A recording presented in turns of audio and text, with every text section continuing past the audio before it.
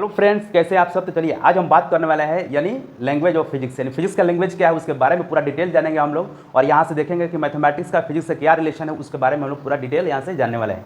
तो सबसे पहले बात करते हैं यहाँ से कि लैंग्वेज की जरूरत क्यों पड़ता है। तो यानी लैंग्वेज की जरूरत इसलिए पड़ता है कि यानी जैसे दो पर्सन के बीच यानी कम्युनिकेशन के लिए अगर मान के चलिए अगर कोई अपना थॉट या आइडिया अगर एक्सप्रेस करना चाहता है यानी अपनी मन की भावनाओं को एक्सप्रेस करना चाहता है तो उसके लिए क्या लैंग्वेज की ज़रूरत पड़ता है। तो लैंग्वेज यहाँ से यह हो सकता है यानी वर्बल लैंग्वेज, यानी वर्बल मतलब जैसे बोलकर, या रिटन लैंग्वेज यानी लिखकर। तो उसी तरफ जो है यानी फिजिक्स को समझने के लिए यहाँ पर मैथमेटिक्स का यानी बहुत ज़रूरत होता है। इसीलिए बोलते हैं फिजिक्स का यानी mathematics is the language of physics, यानी मैथमेटिक्स फिजिक्स का लैंग्वेज है। तो चलिए उसको देखते हैं यहाँ से कि किस वजह से या किस रीजन से हम लोग मैथमेटिक्स को फिजिक्स का लैंग्वेज कहते हैं, उसको हम लोग पूरा यहाँ से डिस्क्राइब करते हैं। तो चलिए तो सबसे पहले यहाँ से स्टार्ट करते हैं यहाँ से यानी language of physics. Language of physics यानी फिजिक्स का लैंग्वेज क्या है इसके बारे में। तो देखिए तो सबसे पहले हम लोग बात करते हैं कि इसका जो लैंग्वेज क्या है मैथमेटिक्स ही है। ओरिजिनल में अगर बात करते हैं mathematics is the language of physics, shortcut में यहाँ से लैंग्वेज लिख दिया है, ठीक है। अब देखिए मैथमेटिक्स को किस वजह से या किस बेसिस पर कहा गया अब उसको समझते हैं यहाँ से। तो देखिए तो सबसे पहले हम लोग बात करते हैं यहाँ से कि जैसे कि यहाँ पर जैसे एक ब्रिज बनाया यहाँ से, ठीक है, एक ये पॉइंट है और एक ये पॉइंट है, ठीक है। तो ये हो गया आपका जैसे नेचुरल फेनोमेना है, नेचुरल फेनोमेना, और ये हो गया आपका फिजिक्स।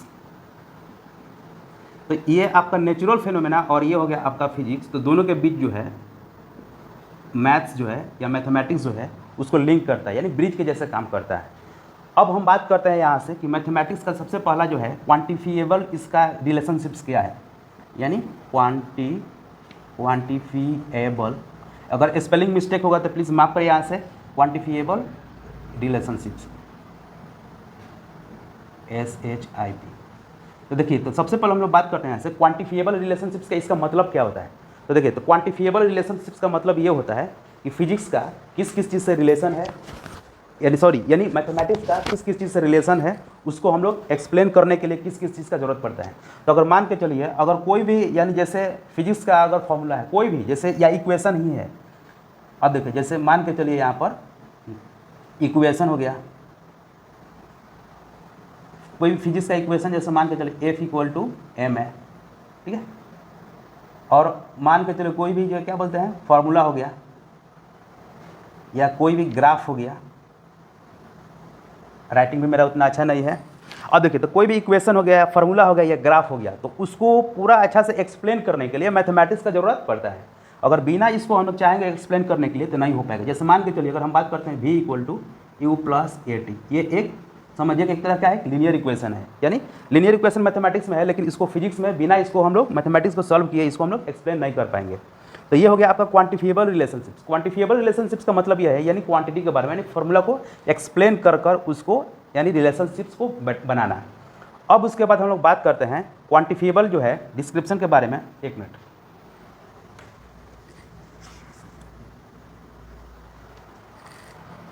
अब देखिए अब हम बात करते हैं यहाँ से इसके बाद क्या इसका रिलेशन है prediction, PREDICTION,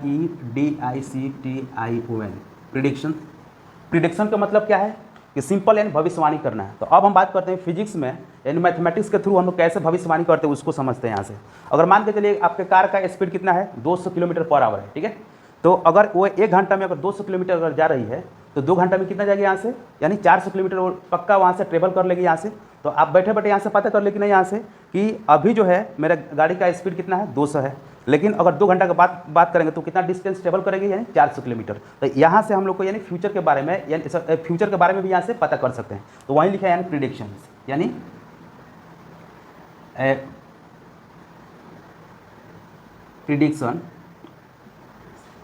prediction about distance का ये या डिस्टेंस वेलोसिटी ... ETC, इसको हम लोग बोल सकते हैं। और हम लोग क्या यहाँ पर हम प्रिडिक्ट कर सकते हैं, जैसे मान के चलिए हमको अर्थ का यानी उसका एज निकालना है यानी पृथ्वी का, तो पृथ्वी का एज जो है, यानी पृथ्वी तो यानी सदियों वर्ष से चलती आ रही है, लेकिन उसका हम लोग एज कैसे निकालेंगे? तो उसका एज निकालने के लिए हम लोग रेडियोमेट्रिक सिस्टम का यूज़ करते हैं। यानी रेडियोमेट्रिक सिस्टम क्या है, इसको हम लोग थोड़ा सा यहाँ पर देखते हैं। तो रेडियोमेट्रिक सिस्टम, तो इस रेडियोमेट्रिक सिस्टम जो है वो कैसा है? तो सीधा जैसे हम लोग रेडियो एक्टिव एलिमेंट पढ़ते हैं फिजिक्स में, न्यूक्लियर एंड पार्टिकल फिजिक्स में, कि रेडियो एक्टिव एलिमेंट्स क्या है, तो उस थ्योरी के अनुसार हम लोग किसी चीज़ का हम लोग पहले जो कितना दिन से वो चले आ रहा है, मैंने उसका एज हम लोग निकाल सकते हैं, यानी उसका लाइफ टाइम निकाल सकते हैं यहाँ से, हाफ लाइफ। यानी ये किस पर बेस्ड है? तो रेडियो एक्टिव पर, रेडियो एक्टिव, ठीक है, या रेडियो एक्टिविटी बोल सकते हैं, ACTIVITY, ठीक है। तो रेडियोमेट्रिक सिस्टम क्या है? तो यानी रॉक या अर्थ का एज निकालने के एक सिस्टम है, उसको बोलते हैं। तो जैसे हम लोग अर्थ का एज कितना है? तो लगभग 4.54 बिलियन है। अब हम लोग जानते हैं कि एक बिलियन कितना होता है? यानी 9 जीरो। अब समझ लीजिए, यानी एक पर अगर 9 जीरो बैठाएंगे तो उतना ईयर्स जो है ये अर्थ जो है उतना दिन से आ रही है। तो इसका एज निकालने के लिए हम लोग क्या किस चीज़ का हेल्प लिए? या तो मैथमेटिक्स का और उसके बाद फिजिक्स का। तो ये हो गया आपका एक बहुत बड़ा यानी रिलेशनशिप्स। अब जैसे थोड़ा सा एक और एग्जांपल लेंगे। अब उसके बाद जैसे एग्जांपल में ले लीजिए, जैसे मान के चलिए कोई एक यहाँ पर एक आलू है, इसका पूरा शेप क्या है? स्पेरिकल शेप है, यानी स्पेरिकल शेप है, और इसका रेडियस कितना है? 2 सेंटीमीटर, ठीक है। अब देखिए इस आलू में मान के चलिए बैक्टीरिया कितना है? मान के चलिए इसमें बैक्टीरिया कितना है? 4 × 10⁻10 है, ठीक है। यहाँ पर अगर कोई पूछा जाएगा इसमें, अगर ये हो गया आपका रेगुलर शेप बोलेंगे। रेगुलर का मतलब कि वैसा शेप जिसका एक डेफिनिट यानी शेप हो, या तो स्पेरिकल यानी टेढ़ा मेढ़ा नहीं, अचकल पचकल नहीं, यानी कहने का मतलब क्या हो? मतलब एक शेप में हो, तो उसको हम लोग बोलते हैं रेगुलर शेप। तो जैसे ये रेगुलर शेप में है, इसका रेडियस कितना है? 2 सेंटीमीटर, इस पर बैक्टीरिया कितना है? 4 × 10⁻10। अब उसी तरफ एक और आलू यहाँ पर ले लिए, इसका जो है इरेगुलर शेप है। इरेगुलर मतलब उसका शेप जो है यानी फिक्स नहीं है, इसका शेप क्या है? फिक्स नहीं है। तो अगर इस पर पता अगर आपसे पूछा जाए इस पर बैक्टीरिया कितना है, उसको काउंट करिए, तो आप कैसे काउंट करिएगा? तो इसको आप इस मेथड से आप काउंट नहीं कर पाएंगे। तो उसको हम लोग इसको इरेगुलर शेप पर यानी काउंट करने के लिए हम लोग बहुत अच्छा टेक्निक का यूज़ करते हैं, जिसको हम लोग बोलते हैं इंटीग्रेशन। उसका इंटीग्रेशन जो है कौन दिया था? तो न्यूटन साहब ने इंटीग्रेशन के बारे में बताया था कि अगर कोई इरेगुलर शेप है तो उसके बारे में हम लोग इंटीग्रेट करके वहाँ पर नंबर ऑफ काउंट कर सकते हैं किसी भी चीज़ को। तो यहाँ पर इरेगुलर शेप के लिए हम लोग क्या यूज़ करते हैं? यहाँ से इंटीग्रेशन। तो इंटीग्रेशन क्या है? यानी पार्ट ऑफ मैथमेटिक्स, ठीक है। तो ये सब आपका जितना भी चीज़ है, ये सब क्या आपका रिलेशनशिप है, समझे। तो यहाँ से फिजिक्स का बहुत ज़्यादा यानी रिलेशनशिप है, यानी मैथमेटिक्स से इसीलिए बोला जाता है यानी mathematics is the language of physics. यानी आपको अगर फिजिक्स अगर अच्छा से समझना है, उसका कॉन्सेप्ट लेना होगा, तो बिना मैथमेटिक्स को आप उसको नहीं हम लोग एक्सप्लेन कर पाएंगे। इसीलिए आप यानी अच्छा से यानी मैथमेटिक्स को आपको पढ़ना पड़ेगा। तो हम लोग फिर मिलते हैं नेक्स्ट वीडियो में, तब तक के लिए थैंक यू फॉर वाचिंग। और जो नया है प्लीज़ लाइक सब्सक्राइब और कमेंट करें। अगर इसमें कोई फॉल्ट है तो आप कमेंट करके यहाँ से बता सकते हैं। यहाँ से फिर हमारा नेक्स्ट वीडियो यानी के लिए आप लाइक सब्सक्राइब और कमेंट करें। Thank you for watching to everyone.